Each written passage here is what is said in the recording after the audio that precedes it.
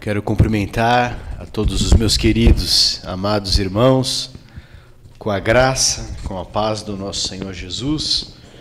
Cumprimentar também aqueles que nos acompanham pela internet, pelas redes sociais. E hoje nós vamos iniciar uma jornada, uma caminhada de 8 dias. 8 dias tratando de um tema importantíssimo para todos os cristãos. Quero agradecer o convite da irmã Cícera, e quando ela me perguntou qual seria o tema da semana de oração, eu ainda não tinha decidido. Ela me mandou um WhatsApp e eu falei, na hora eu falei assim, não, vivendo como Jesus viveu, tem que ser esse tema, porque essa questão é a questão crucial para todo cristão. É a questão mais importante. É viver como Cristo viveu. Esse é o nosso grande objetivo. Tem um verso que pode ser adotado como o verso áureo da semana, que está em 1 João 2,6. 1 João 2,6 diz o seguinte: aquele que afirma que permanece nele deve andar como ele andou. Aquele que afirma que permanece em Jesus deve andar como Jesus andou. 1 João 2,6. Aquele que afirma que é um cristão deve andar como Jesus andou. Aquele que afirma que segue a Cristo, que é um seguidor de Cristo, deve viver como Jesus viveu. E nós vamos, durante a semana, tratar de vários aspectos da vida de Jesus e como que nós devemos viver como ele viveu. Perdoar como Jesus perdoou, se humilhar como Jesus se humilhou, pregar como Jesus pregou, amar como Jesus amou e assim por diante. Antes de entrar no conteúdo, o que Jesus exatamente fez, que eu também tenho que fazer. Por onde Jesus caminhou, que eu também tenho que ir atrás, imitando. Eu preciso entender por que eu devo seguir Jesus. Qual a minha motivação? Que resultado eu espero para poder iniciar esse trajeto, essa jornada de seguir a Jesus.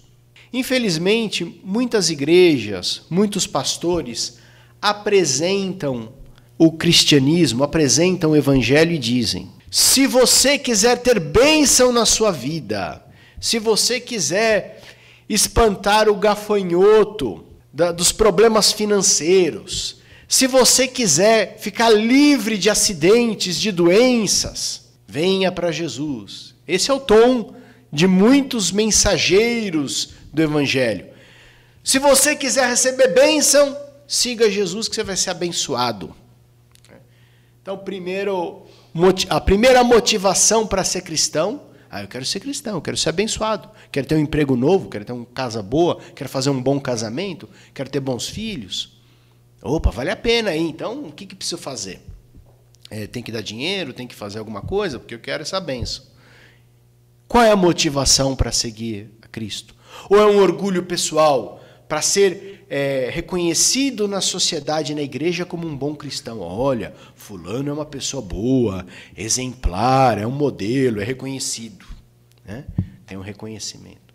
Ou a motivação é simplesmente receber a salvação. Eu quero ser um cristão porque eu quero ter a vida eterna. Ninguém quer morrer, todo mundo quer viver para sempre. E aí tem a vida eterna, eu quero viver para sempre. Então vou ser cristão para tomar essa decisão, para ter a vida eterna com Cristo.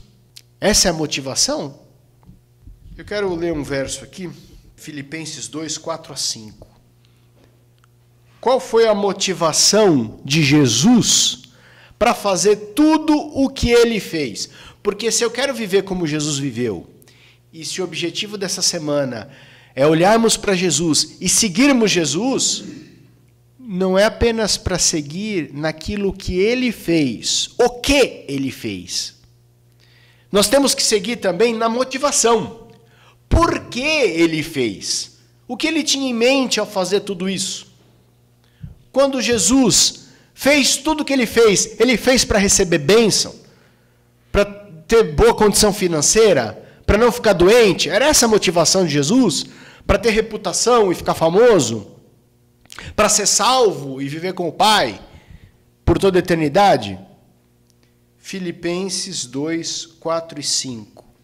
Cada um cuide não somente dos seus interesses, mas também dos interesses dos outros. Seja a atitude de vocês a mesma de Cristo Jesus.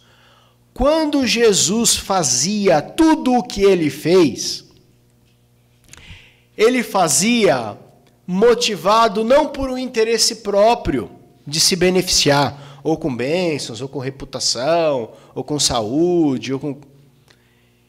Quando Jesus fez tudo o que ele fez, ele estava mais preocupado em ser uma bênção para os outros. Ele estava preocupado em ser um agente transformador de vidas.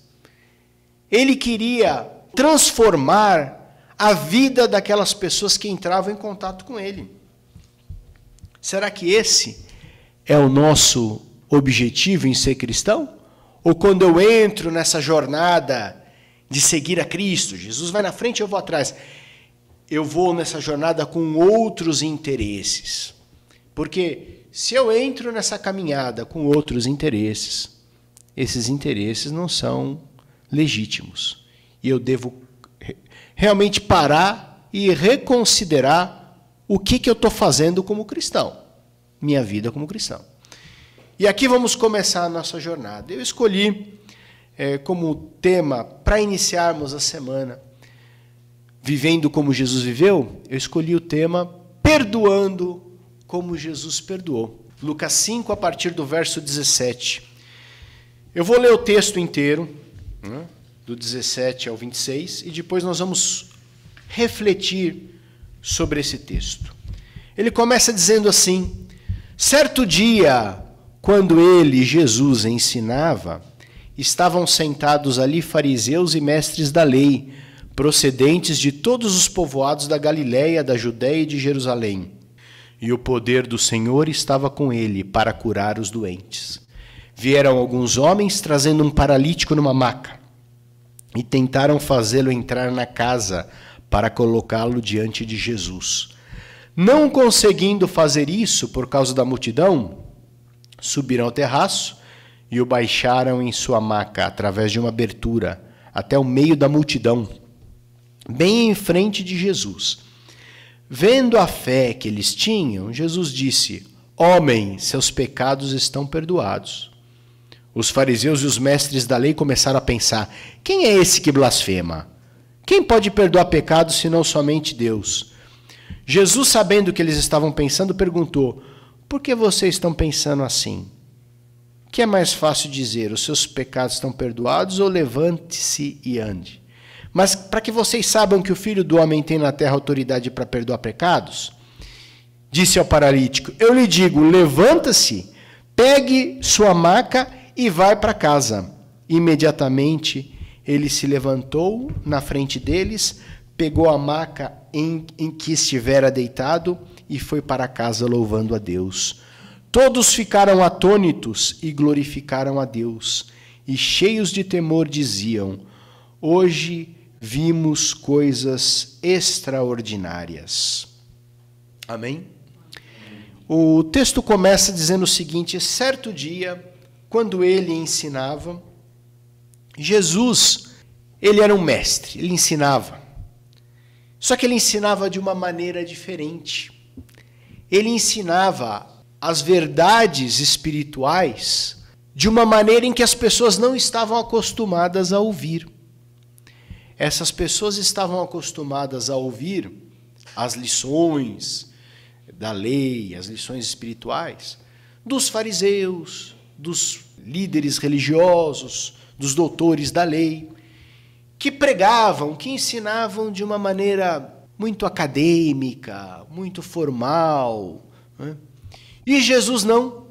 Jesus, ele ensinava as coisas espirituais com vida, com entusiasmo, com autoridade. Tanto é que Mateus 7, 28 e 29 diz: as multidões estavam maravilhadas com o seu ensino, porque ele as ensinava como quem tem autoridade, e não como os mestres da lei.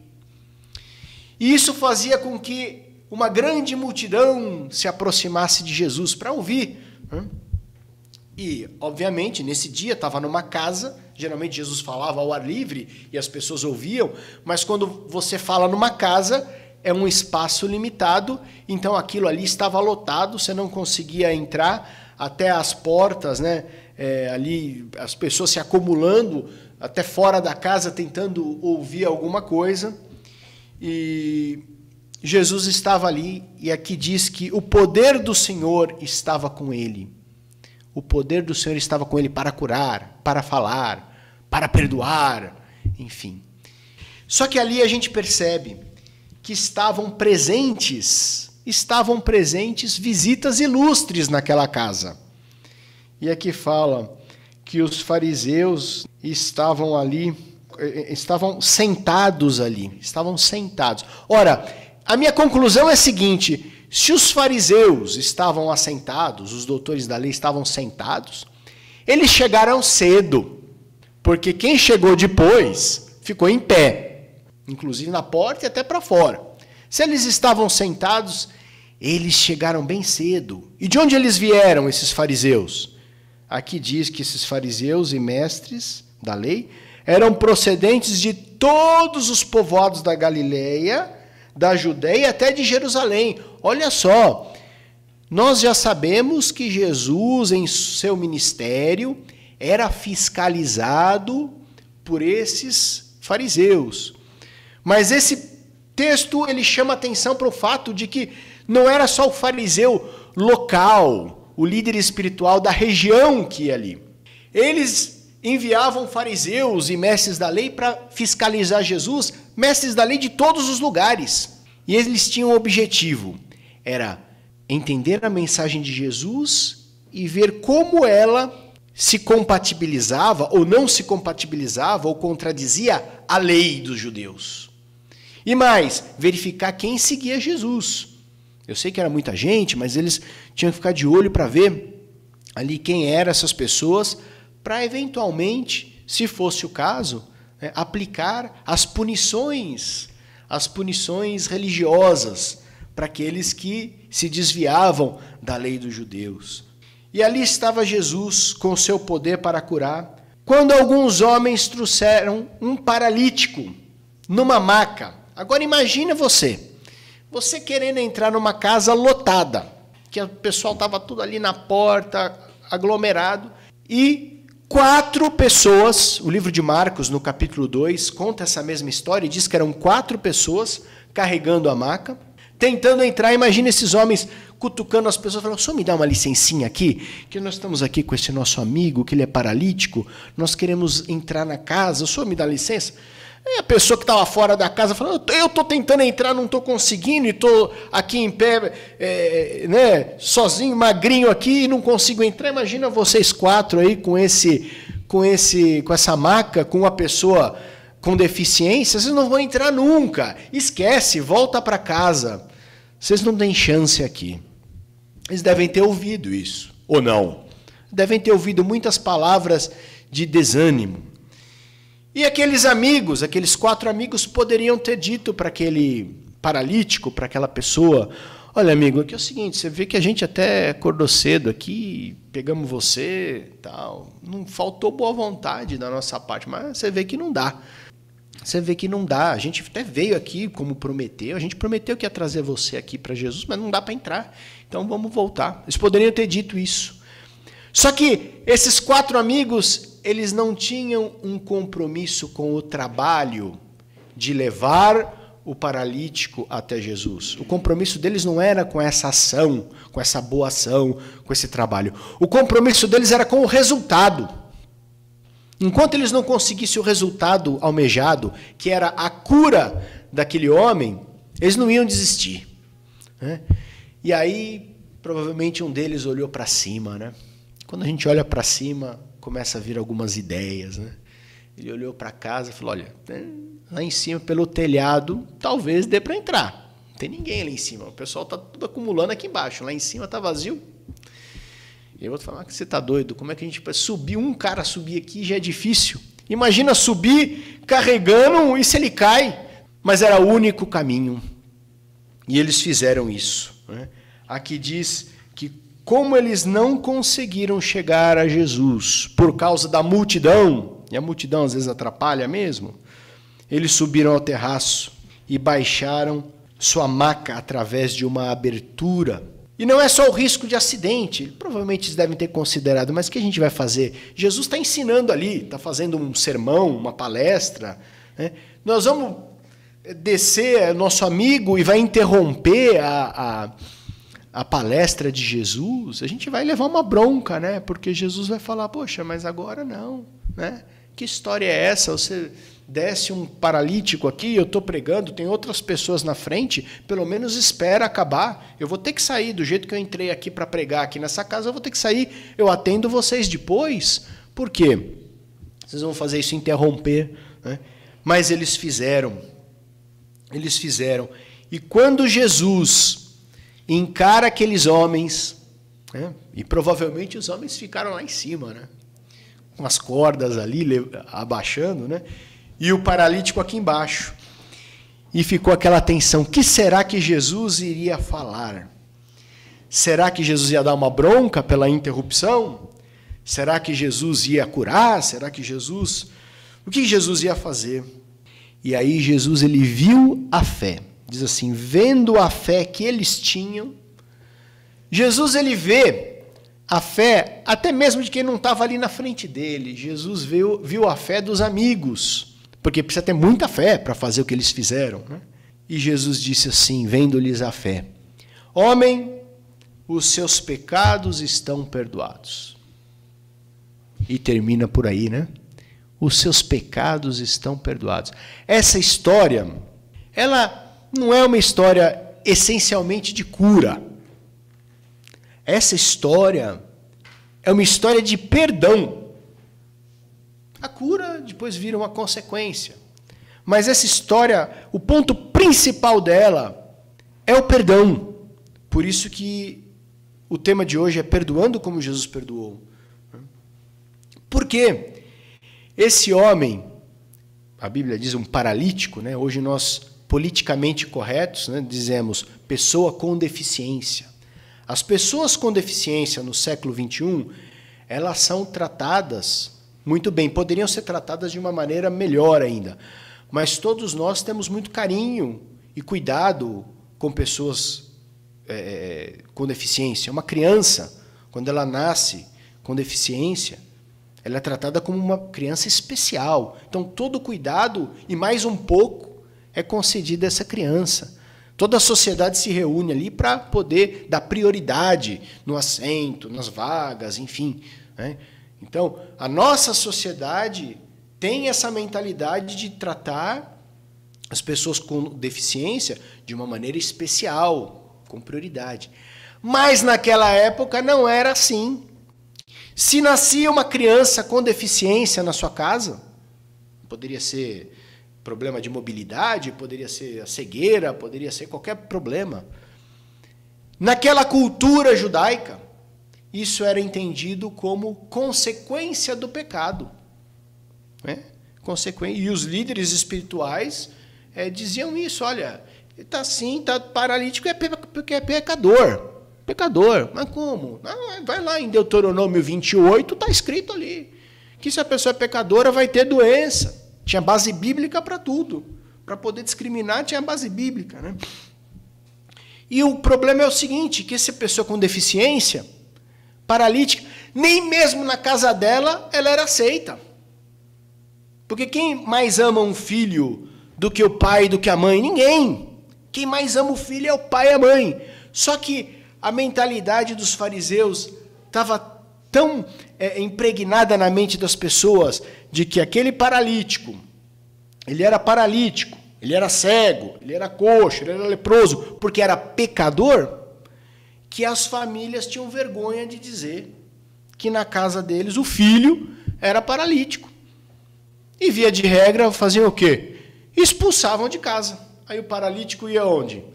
Ele ia na porta de um templo, pedir esmola, ele ia numa praça, e algumas pessoas tinham misericórdia, dava alguma coisa, ia lá no tanque de Betesda, né? Fala ali, Evangelho de João 5 fala que não era só paralítico, eram mudos, cegos, eram vários deficientes ali, se reuniam ali e ficavam ali, excluídos, marginalizados, né? E o grande peso deles não era o peso físico,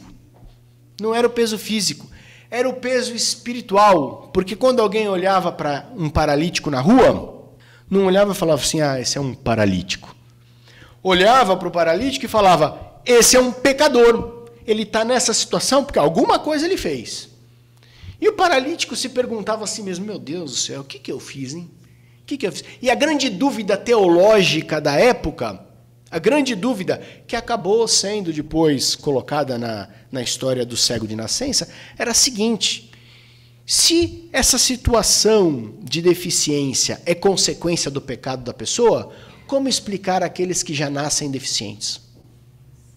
É o pecado dos pais ou é dele? E essa pergunta foi levada a Jesus, vocês se lembram bem daquela história? Porque eles tinham que conciliar esses ensinos, ele tinha que ter uma coerência interna, essa lógica de colocar o paralítico como um pecador.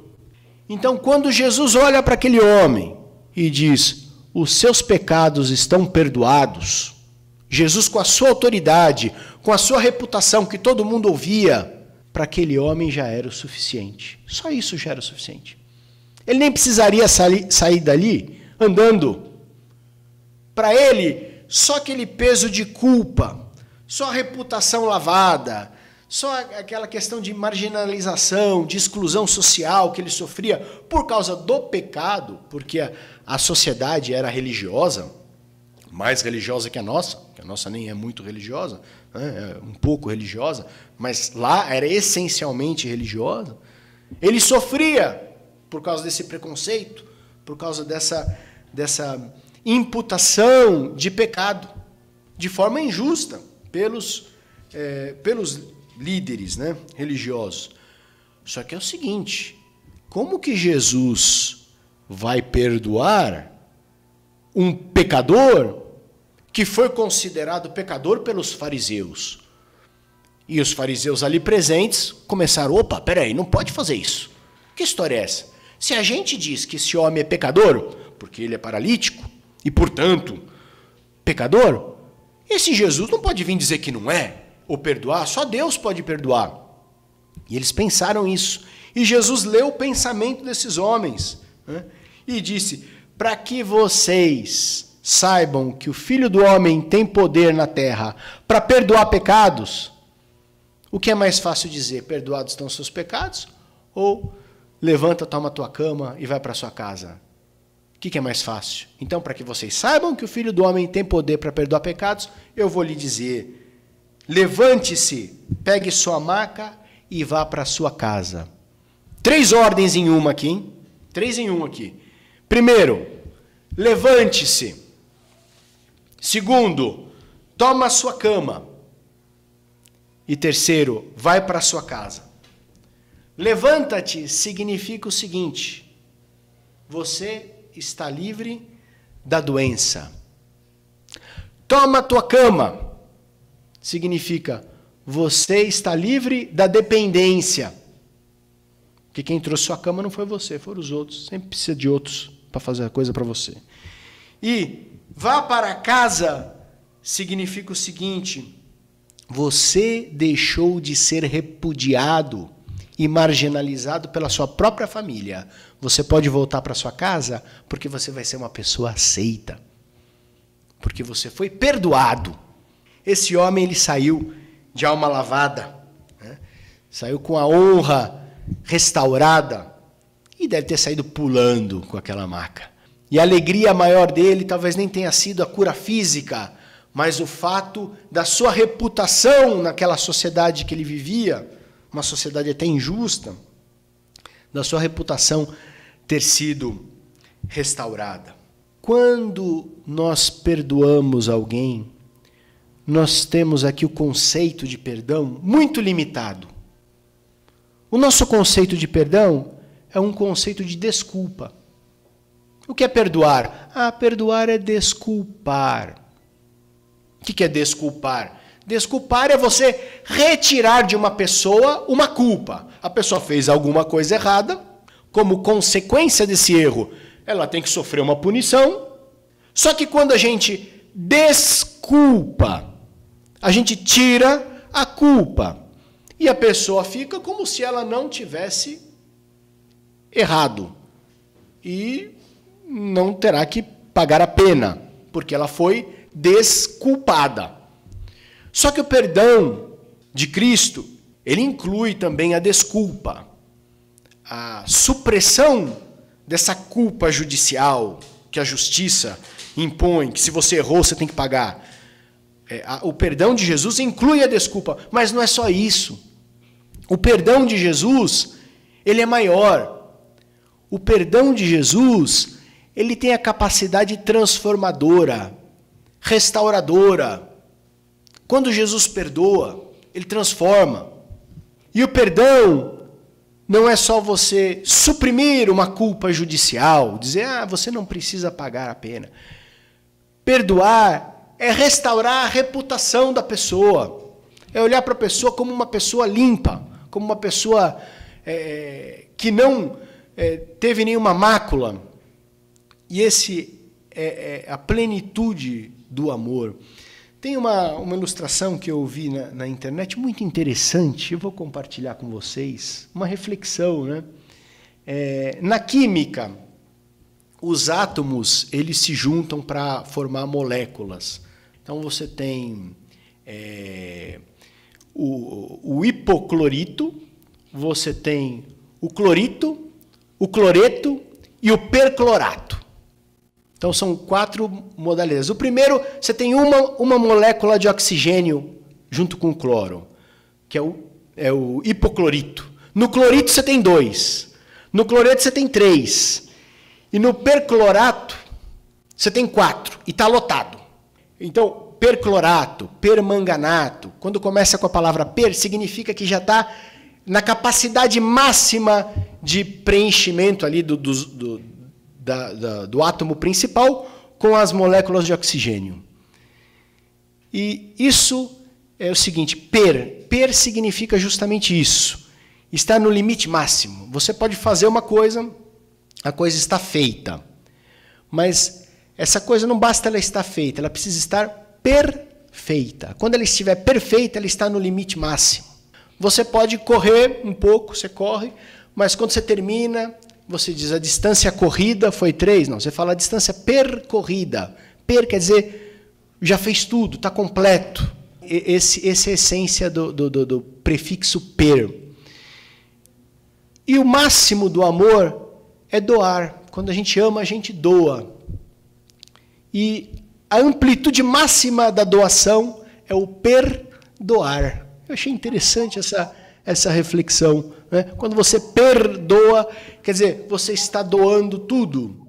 E quando a gente perdoa, a gente é capaz de demonstrar o limite máximo do nosso amor. Né? Perdoar como Jesus perdoou. E não só suprimir a culpa judicial, mas perdoar dizendo o seguinte, você faz parte da minha família. Você faz parte da minha igreja. Você faz parte do meu rebanho. Você é uma ovelha. Mas eu sou uma ovelha de perninha quebrada. Não tem problema.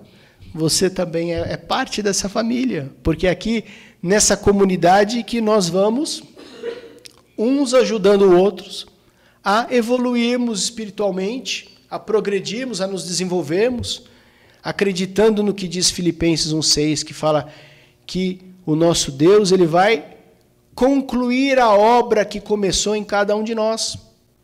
Nós não estamos perfeitos ainda, não estamos perfeitos, porque Deus começou uma obra em cada um que ainda não terminou. Então todos nós ainda somos ovelhinhas, alguns têm uma perninha quebrada, outros têm uma manchinha, outros têm uma lã que está meio caindo. Cada um tem alguns defeitos aqui, e todos temos. E numa comunidade de amor, o objetivo é justamente o acolhimento e o desenvolvimento de todos, para que no final da história, no final de tudo, aquele problema, e a casa, e sobe, e desce, e discute com os fariseus, no final a história termine dizendo o seguinte, que Deus foi glorificado. Que Deus abençoe sua vida, meu irmão, que você possa perdoar como Jesus perdoou, um desafio grande, não é fácil, né?